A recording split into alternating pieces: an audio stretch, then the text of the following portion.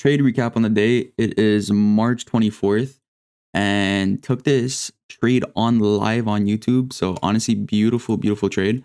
So let's get right into it.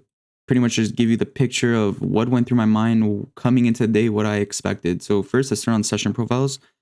First thing is what I was a little iffy about was on the 4-hour time frame, we were at EQ of the range. So this could easily be a rejection to higher price, which is very, very possible, very valid since we are inside of this 4-hour and 1 hour for value gap. So literally at EQ of the range, beautiful, would be very nice for a rejection, which I am still hoping since we did take out Asia lows. But looking at my trade, overall, we were in a downtrend. Why?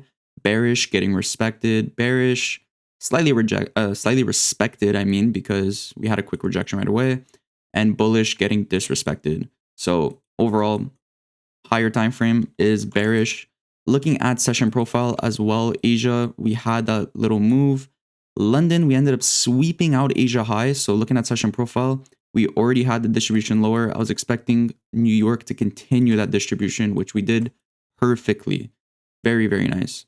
Not only that, looking at the 15, we have a fair value gap, and on the 5, we also have a fair value gap. What is very nice is, as I say, I think I've repeated this like 1,000 times, when we are wicking fair value gaps, it is so, so powerful rather than having candle closures inside of it.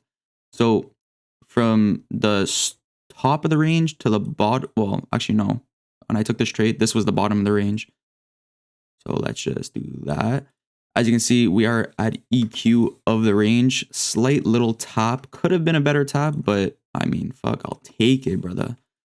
Same thing on the 5. We were also at EQ of the range. So coming into the day, I really wanted to see this fair value gap get respected, which we did. Again, wicked it on the 5, wicked it on the 15. Couldn't ask for anything more. Then I looked for the highest time frame fair value gap. There was a 30-second, but I really just want to see the 2-minute closure because that was the highest time frame for value gap in the leg. So second I got this 2-minute closure, let's just turn off session profiles so you can get a better idea. So yeah, second we got this closure, took that entry and targeted right for Asia lows. Reason I said Asia lows and why I didn't hold is because, as I explained, we have the 1 hour and 4-hour gap. So taking out Asia low, this can be easily a very nice push higher for these relative equals at these highs. So overall, very, very nice day. I mean, I cannot complain. PA in the morning was very nice. Now, a little bit of choppy session, but it is what it is.